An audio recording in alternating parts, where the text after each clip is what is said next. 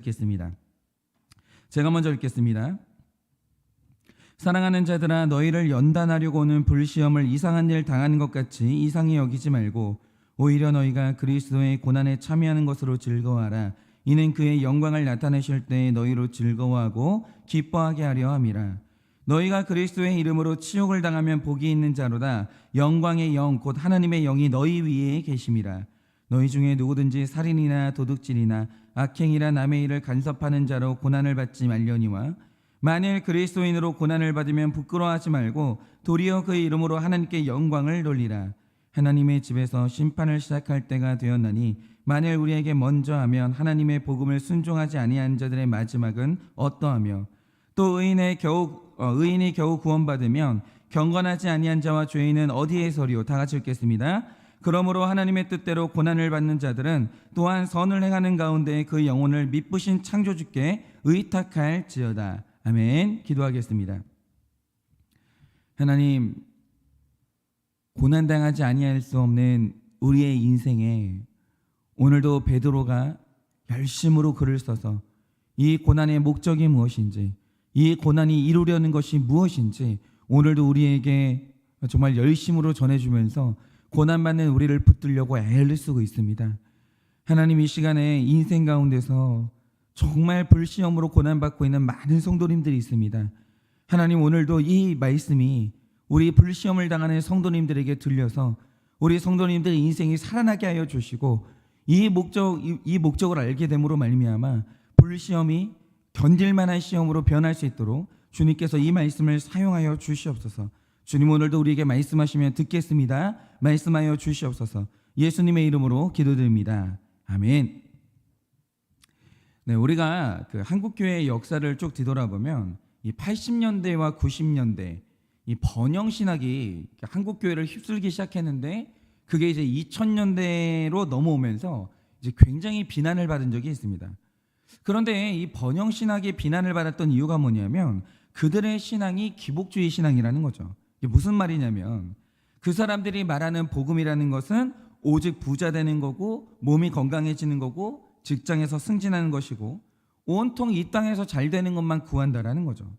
그러니까 사람들이 무당에게 가서 부자 되게 해달라고 비는 것과 특정 교단에서 하나님께 부자 되게 해달라고 비는 것이 다를 게 없다라는 거예요. 그러면서 이 번영신학이요, 엄청나게 비난을 받았습니다. 그리고 저도 그런 것을 부르짖는 교단들이 진짜로 이제 그런 것만 있는 줄 알았어요. 그런데 제가 어느 날 그 교단의 성도님들을 만나보고 신학을 공부하면서 알게 된 사실이 있는데요. 그게 뭐냐? 여러분, 성도가 하나님께 물질 구하는 게 악한 겁니까? 성도가 하나님께 육체의 건강을 구하는 게 그거 금지된 겁니까? 우리가 직장에서 승진하기를 구하고 길이 열리도록 하나님께 구하는 게 그게 나쁜 거냐 이거죠. 그런데 나쁜 게 아니라는 겁니다. 그리고 그런 문제가 있을 때마다 하나님께 기도하는 게 맞아요. 여러분, 기도에 대한 이 성도님들의 생각을 가만히 보면 내가 사소한 문제를 가지고 하나님께 기도하는 거 그거 잘못된 거다, 이런 식으로 생각하시는 분들이 있는 것 같아요. 그러니까 내가 사소하다고 생각하는 문제를 놓고는 기도를 꺼리는 거예요. 그런데 여러분, 하나님 앞에서 사소한 문제라는 개념이 존재를 안 합니다.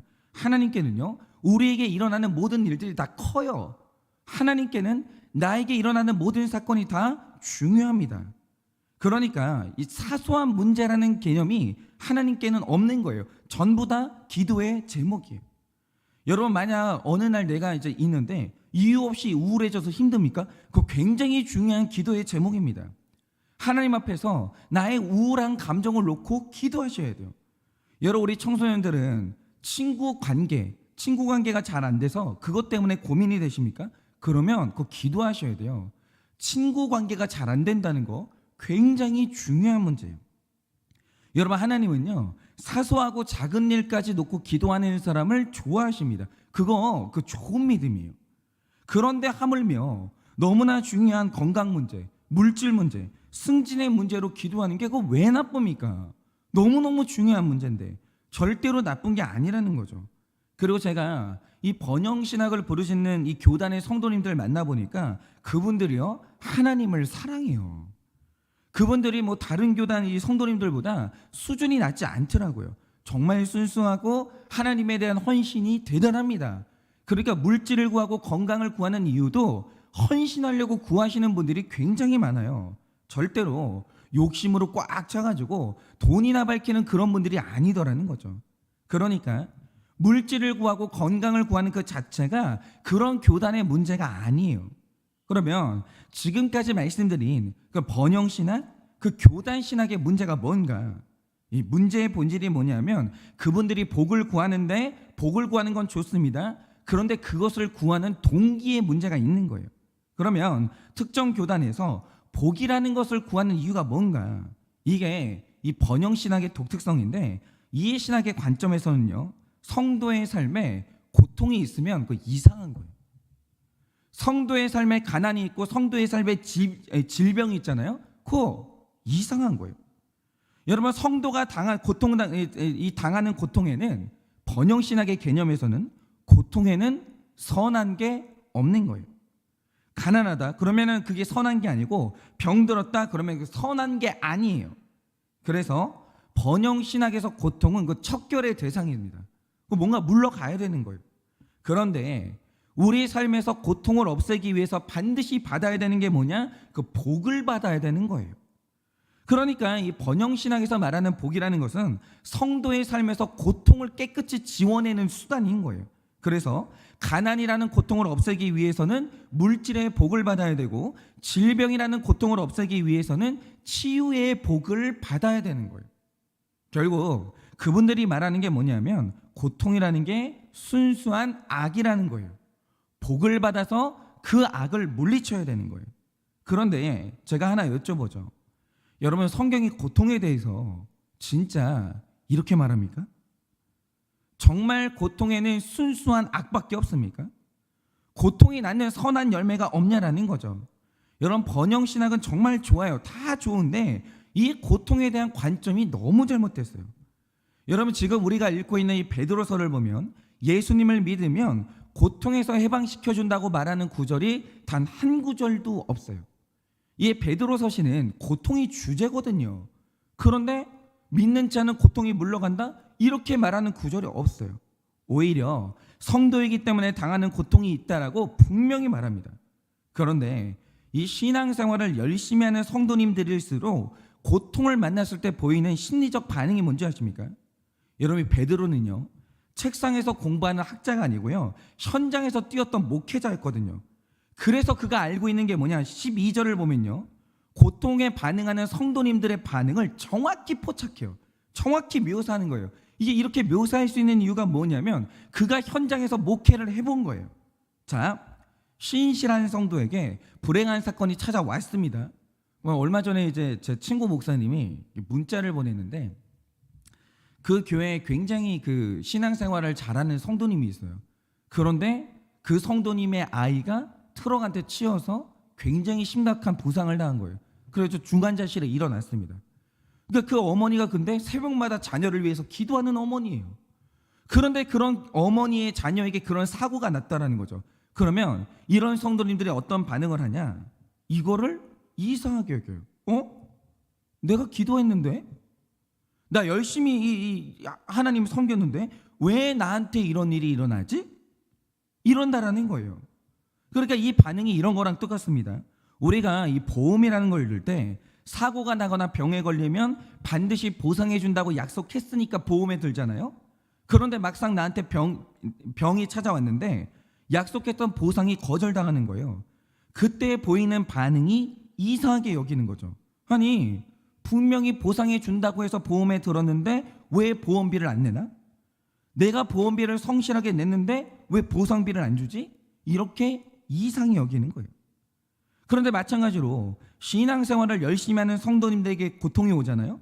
그러면 배신당했다라는 것 같은 딱 이런 반응을 보이는 거예요. 내가 신앙생활 열심히 했는데, 내가 기도를 열심히 했는데 왜 나한테 이런 일이 생기나? 어떻게 하나님이 나를 이렇게 배신할 수 있나? 이런 반응을 보인다는 거죠. 그런데 이게 오늘날 성도님들만 보이는 반응이 아니고요, 베드로 시대의 성도님들도 이런 반응을 보였어요. 마치 내가 하나님한테 사기를 당한 것처럼 이상한 배신감을 느낀다는 거죠.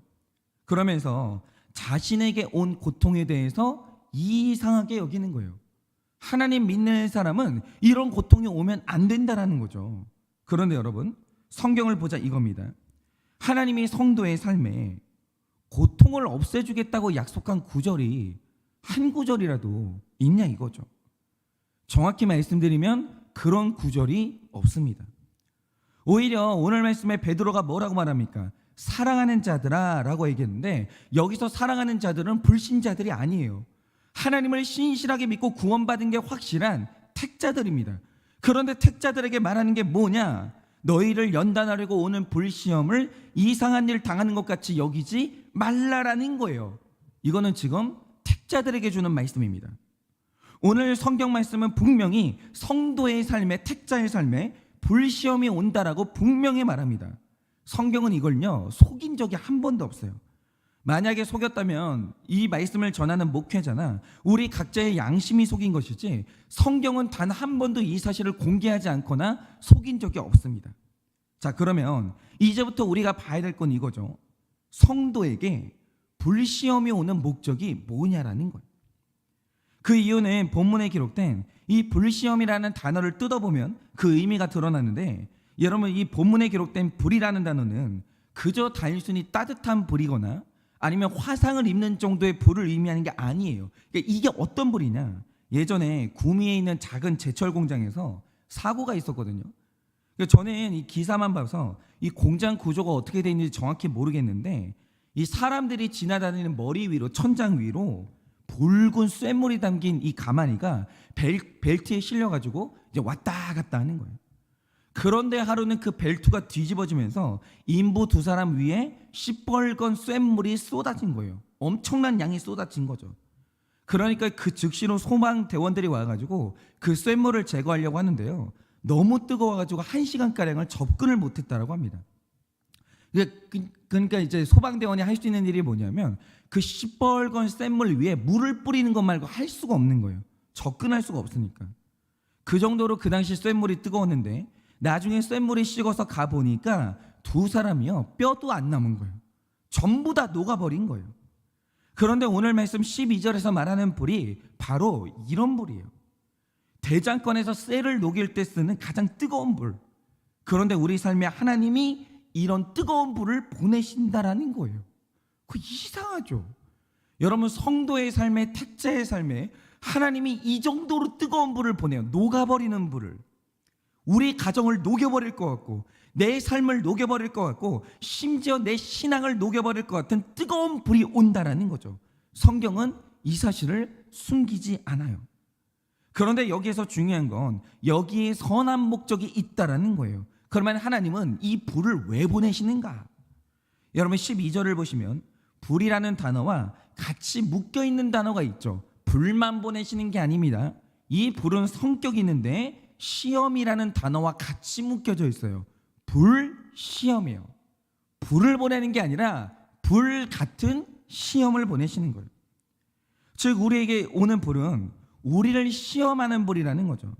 그런데 여기에서 이 시험이라는 단어가 정말 중요합니다. 이게 페이라스모스라는 단어인데, 이게 베드로 서신에 계속해서 등장하는 단어거든요. 그러면 이 말 뜻이 뭐냐?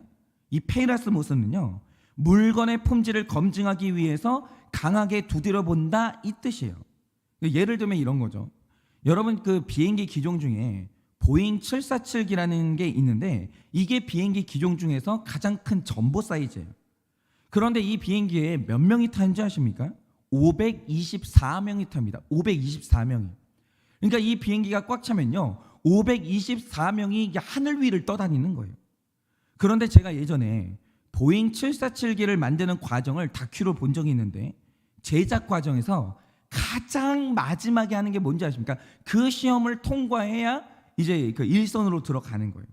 이 마지막에 하는 시험이 뭐냐면 랜딩 기어의 이 내구성을 시험하는 거예요. 그런데 여기에서 이 랜딩 기어가 뭐냐면 이 비행기의 바퀴랑 비행기 몸통을 연결하는 지지대 있잖아요. 그 막대기를 통틀어서 랜딩 기어라고 해요. 착륙 장치. 그런데 여러분, 이 랜딩 기어가 얼마나 중요하냐면, 여러분이 비행기를 타보셨으면 아시겠지만 비행기가 이제 땅에 내릴 때, 이제 뭐 하늘을 떠다니다가 이제 땅으로 착륙할 때요, 깃털처럼 가볍게 내려가지 않아요. 하늘에서 땅으로 내려올 때, 여러분, 그러니까 비행기는요, 마의 7분, 5분 구간이 있어요. 그게 뭐냐면 비행기는 하늘로 이륙할 때 가장 위험하고 땅으로 내려올 때 가장 위험해요. 하늘에 떠 있을 때 비행기가 사고가 나는 경우가 거의 없습니다. 비행기가 사고가 나면 거의 60, 70%는 이륙할 때랑 착륙할 때 둘 중에 하나에 이 사고가 나는 거예요. 그런데 이 땅으로 내려올 때 어떠냐면요, 내리꽂는 것처럼 쿵 하고 떨어져요. 쿵 하고. 정말 어마어마한 충격이 있습니다. 그런데 비행기가 땅으로 쿵 하고 내려올 때 그때 짓누르는 무게가 얼마냐면 320톤이에요. 그러니까 비행기가요 320톤의 힘으로 쾅 하고 떨어지는 거예요. 그런데 이 320톤의 무게를 그 타이어와 지지대가 견뎌줘야 되는 거죠. 그래서 마지막으로 랜딩 기어가 튼튼한지 실험을 하는데 어떻게 하는지 아십니까? 무식해요. 비행기를요 아파트 4층 높이까지 들어 올려요. 이게 굉장히 높습니다. 그리고 거기서 그냥 떨어뜨려요. 쿵 하고. 그냥 떨어뜨리는 거예요. 그러면 비행기가요 깨질 것처럼 쾅 하는 소리가 나면서 심하게 출렁거립니다. 그러면요 그 보는 사람이 불안해요. 그게 도대체 얼마짜리예요? 굉장히 그 비싼 거잖아요. 그런데 저 이제 그 비싼 게 뚝 부러지면 어떻게 하나? 그 굉장히 불안한데 그 시험을요 200번을 해요. 계속 떨어뜨려요. 계속 4층 높이에서. 그런데 그리고 나서도 이상이 없다, 부러지지 않는다, 안전하다, 그러면 이제 팔려가지고 사람을 태우기 시작하는 거예요. 여러분, 이렇게 제품의 품질을 시험하기 위해서 지속적으로 강한 충격을 주는 것이 이것이 바로 페이라스모스예요. 그러니까 이 비행기가 안전의 내구성을 시험당하기 위해서 불시험을 당하는 거죠. 그런데 비행기에 이런 불시험을 가하는 이유가 뭐겠습니까? 비행기의 품질이 불량이면 승객 500명이 죽어요. 승객 500명이 죽는 거예요. 여러분, 그 사람들이 안전하게 생명을 구하려면 반드시 시험해야 되는 게 뭐냐? 페이라스모스. 여러분, 이 비행기의 내구성을 시험해야 되는 거예요. 사람 목숨이 달린 문제이기 때문에 완전히 안전하다는 게 확인되기 전까지는 계속해서 충격을 주고 두들겨 보는 거예요. 여러분, 바로 이겁니다. 오늘 우리가 보는 베드로전서의 주제는 시험과 함께 믿음이에요. 성도의 믿음. 그러니까 오늘 하나님께서 한 사람의 악한 성품은 태우고 믿음을 세우기 위해서 불같은 충격을 가하신다는 거죠. 그런데 궁금한 건 이거예요. 왜 하나님이 성도의 믿음을 이렇게 두드려 가면서까지 믿음을 확인하는 이유가 뭐겠습니까? 답은 딱 하나입니다. 우리는 성품이 아니라 믿음으로 구원받기 때문이에요. 성품이 단단한 게 아니라 믿음이 단단해야 그걸로 구원을 받는 거예요. 그런데 믿음이 불량이잖아요. 믿음이 연약하잖아요. 그 사람이 구원을 못 받는 거예요. 여러분, 그런데 이게 성품인지 믿음인지, 이 믿음이 견고한지 그 드러내는 유일한 방법이 뭡니까? 우리가 평안할 때는요 믿음과 성품이 구별이 안 돼요. 심지어는 좋은 믿음과 나쁜 믿음, 그게 구분이 안 됩니다. 그런데 비로소 성도의 삶에 불시험이 오면 그때의 성품은 무너지면서 내 믿음의 수준이 적나라하게 드러나는 거예요. 불시험 가운데. 그래서 하나님이 불같은 페이라스모스, 불시험을 통과해서 우리의 믿음을 강력하게 두들겨 보는 거예요. 여러분, 한 사람도 예외 없이 구원받는 사람은 이 과정을 거쳐야 됩니다. 그리고 자기 믿음을 내가 봐야 돼요. 검증을 받아야 된다는 거죠. 그런데 이 검증의 과정이 얼마나 중요하냐, 제가 하나 질문을 드려볼게요. 예수님이 육체로 이 땅에 오셨을 때 죄가 있었습니까? 없었습니까? 예수님은 이 땅에서 죄가 없었어요. 그런데 죄가 없으신 예수님의 삶에 시험이 있었습니까? 없었습니까? 시험이 있었어요. 죄는 없었는데 시험은 있었다는 거죠. 바로 이겁니다. 여러분, 하나님께 죄가 없는 아들은 있어도 시험이 없는 아들은 없어요. 다시 말씀드립니다. 죄가 없는 아들은 있어도 시험이 없는 아들은 없는 거예요. 그런 아들은 없어요. 그런데 왜 불시험이 오는 걸 이상하게 여기냐 이거죠. 아니, 죄가 없는 예수님도 시험이 왔는데 어떻게 우리에게 시험이 안 와요? 왜 하나님이 우리가 고통받을 때 하나님이 나를 속인 것처럼 왜 그렇게 반응을 하십니까? 여러분, 우리의 영혼이 살기 위해서는 불시험은 있을 수밖에 없는 거예요. 이거 있어야 돼요. 그러니까 불시험이 올 때 마치 하나님이 우리를 속인 것처럼 어떻게 나한테 이럴 수 있냐고 그렇게 말씀하지 마세요. 그건 뭐냐면 이 비행기를 출고하는데 아니 어떻게 이 비행기한테 이렇게 심각한 이 시험을 가하냐고 이렇게 말하는 것과 똑같은 거예요. 여러분 오히려 우리 삶에요 시험이 없는 게 진짜 불행이에요. 그럼 뭐 믿고 구원을 받겠습니까? 그리고 이렇게도 생각을 해볼 수 있습니다. 제 앞에 어떤 사람이 이 검은 봉지로 싼 뭔가를 이제 주는 거예요. 이게 뭔지를 모르는 거죠. 근데 이게 뭔지를 아는 유일한 방법이 뭐냐? 이걸 꽉 쥐어 짜봤어요. 짰더니 거기에서 그 사과즙이 나오는 거예요. 그럼 이게 뭐냐? 이거 사과예요. 그리고 뭔가를 꽉 짰더니 거기서 오렌지즙이 나와요. 그럼 그게 오렌지인 거예요. 마찬가지로 살다 보면요. 하나님이 우리를 고통을 통해서 우리를 쥐어 짤 때가 있어요. 숨이 막힐 정도로 우리를 꽉 쥐어 짤 때가 있다라는 거죠. 그런데 말이죠. 이렇게 쥐어 짤 때 그 사람 안에서 쥐어 짤 때만 나오는 게 있어요. 고난을 향해서 압박할 때만 나오는 게 있다라는 거죠. 그런데 그게 뭔지를 봐야 되는 거예요.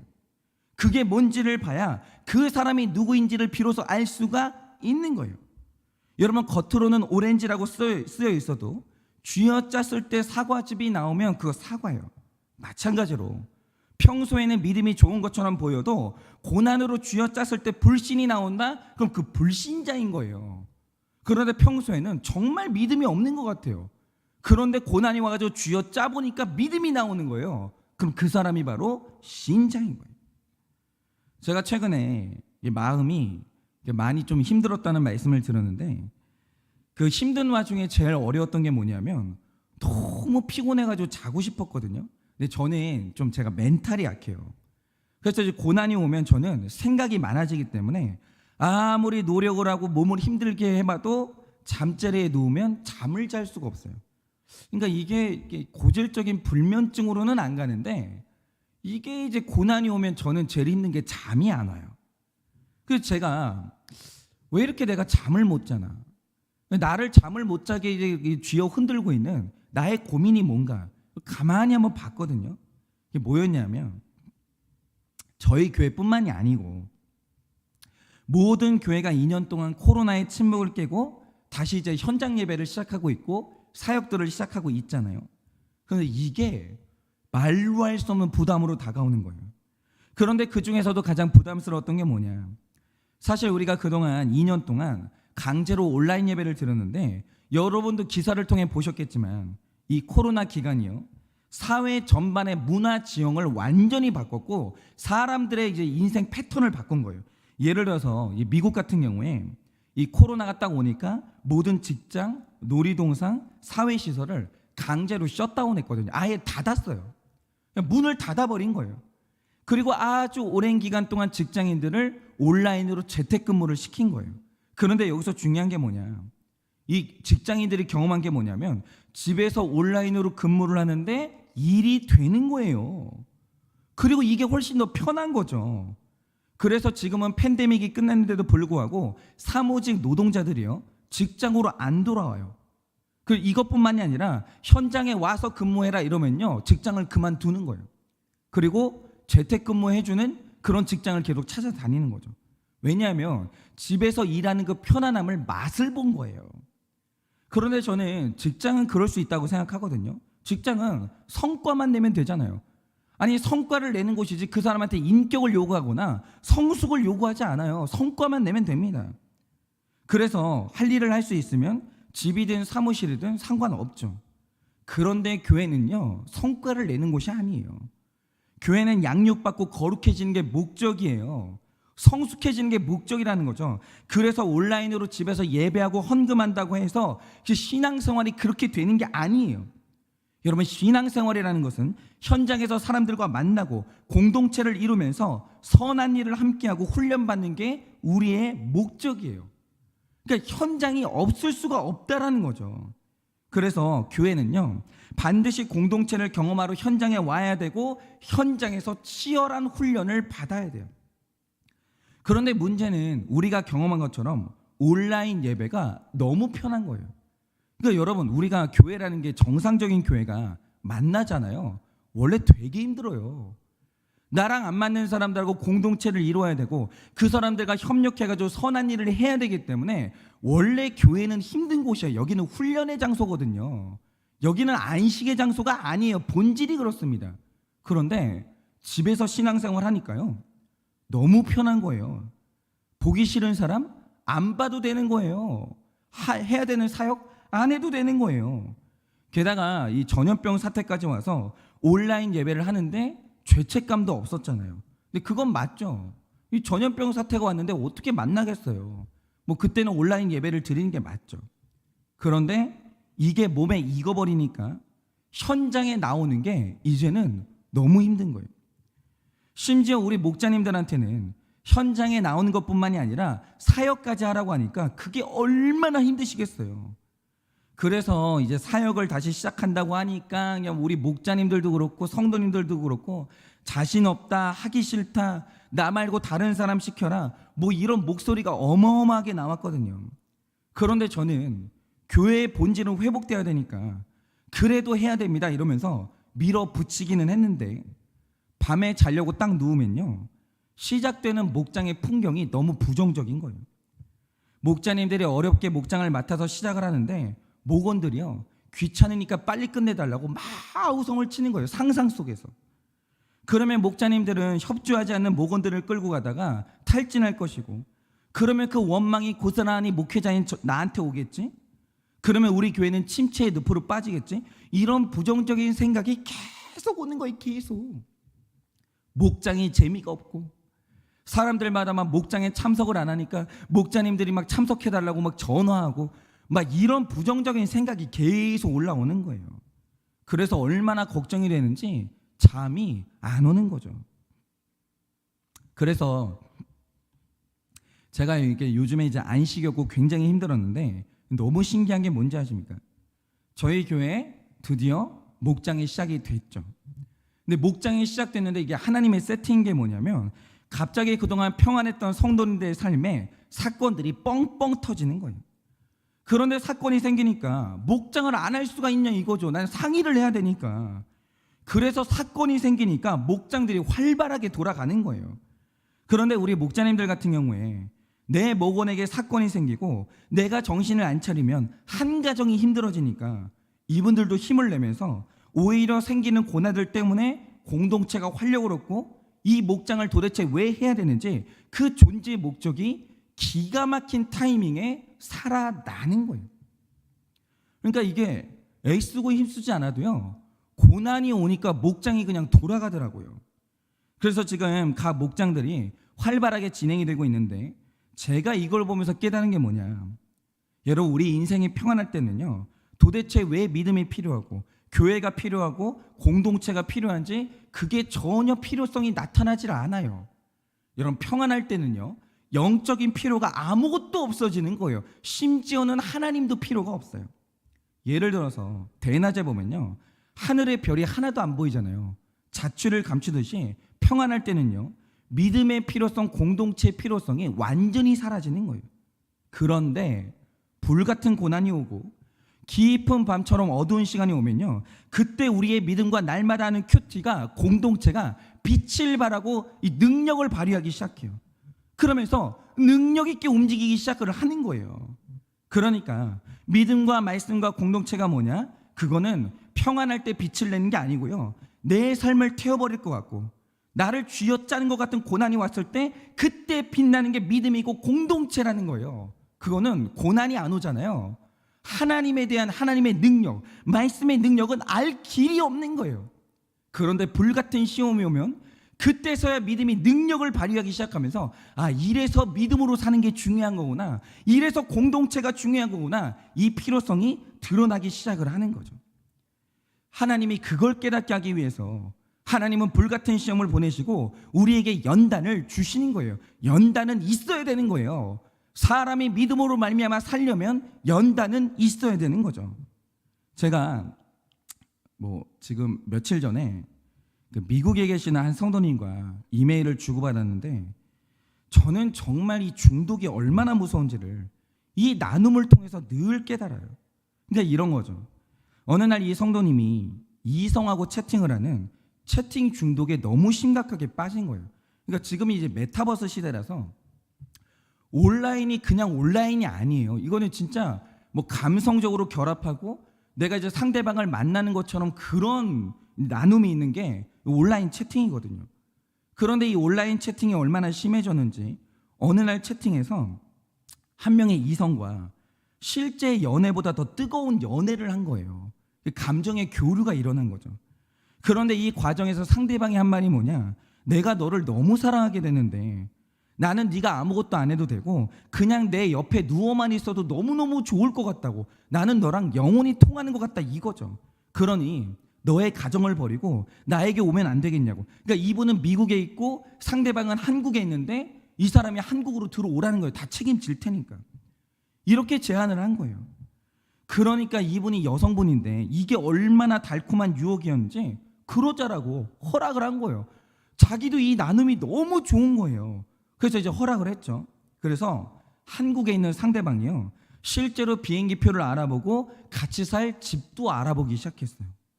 진짜 이 가정에요, 엄청난 위기가 온 거죠.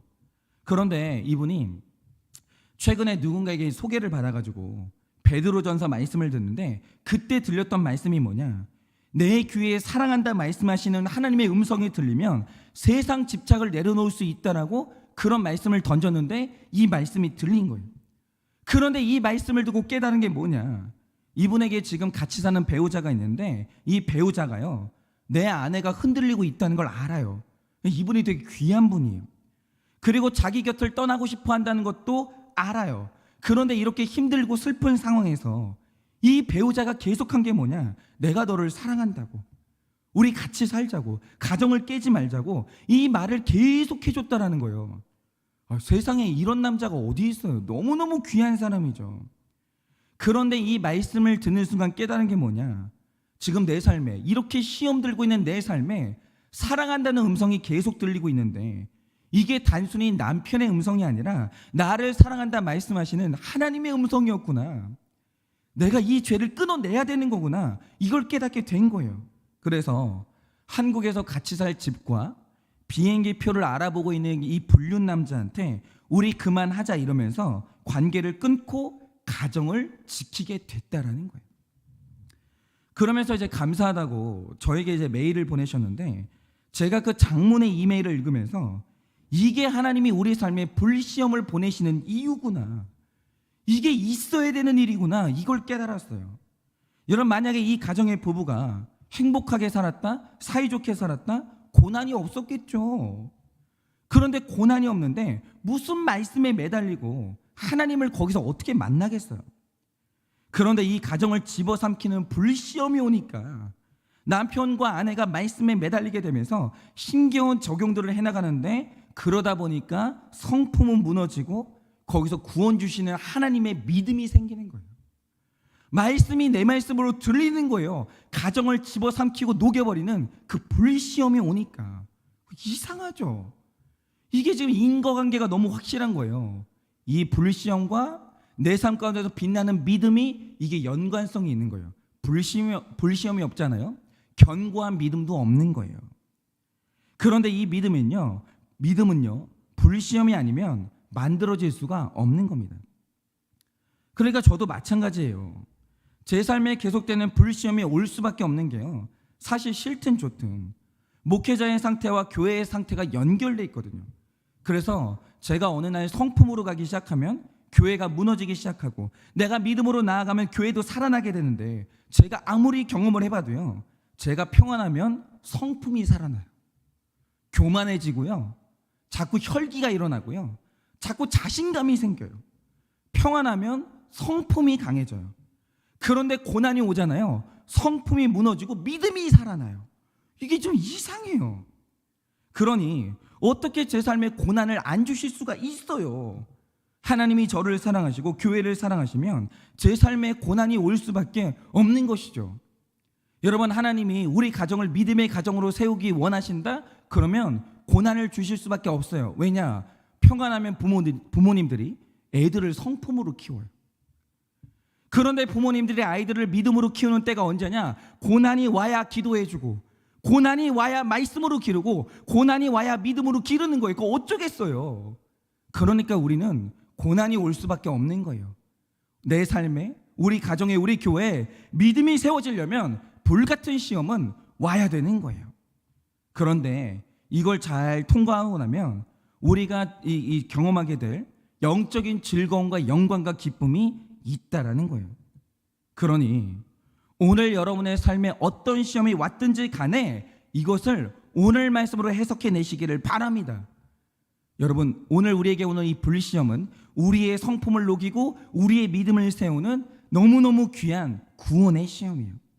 그래서 결국 이 시험으로 말미암아 믿음으로 나의 삶을 결론을 내는 여러분의 하루 되시기를 예수님의 이름으로 축원합니다.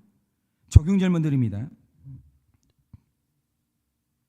여러분의 삶에 어떤 불시험이 왔습니까? 이게 이제 과거에 이를 수도 있고 현재에 이를 수도 있는데 어쨌든 간에 여러분의 삶에는 어떤 불시험이 왔습니까? 불시험이 왔을 때 내 안에서 나오는 것은 믿음입니까? 성품입니까?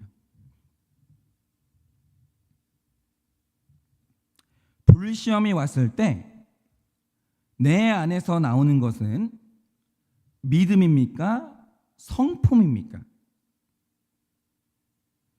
불시험을 통과하며 얻은 영적인 유익은 무엇입니까? 불시험을 통과하며 얻은 영적인 유익은 무엇입니까? 이번 주에 각 목장에서 나누실 때 이 적용 질문 가지고도 나누시고 어제 말씀드렸던 것처럼 이 술에 대해서는 반드시 나누시기를 부탁을 드립니다. 이 시간에 제가 기도하고 축도함으로 마치도록 하겠습니다. 기도하겠습니다. 하나님, 오늘도 말씀으로 하루를 시작하는 우리 모든 사랑하는 성도님들, 하나님, 얼마나 극심한 불시험이 우리 성도님들의 삶에 오고 있습니까?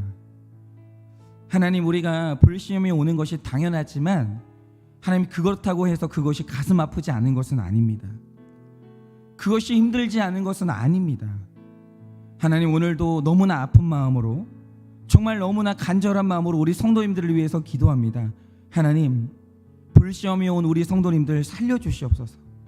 불시험에 와서 고통받고 있는 우리 성도님들 믿음으로 하나님께서 보호하여 주시고 이 말씀이 반드시 들리게 하여 주시옵소서.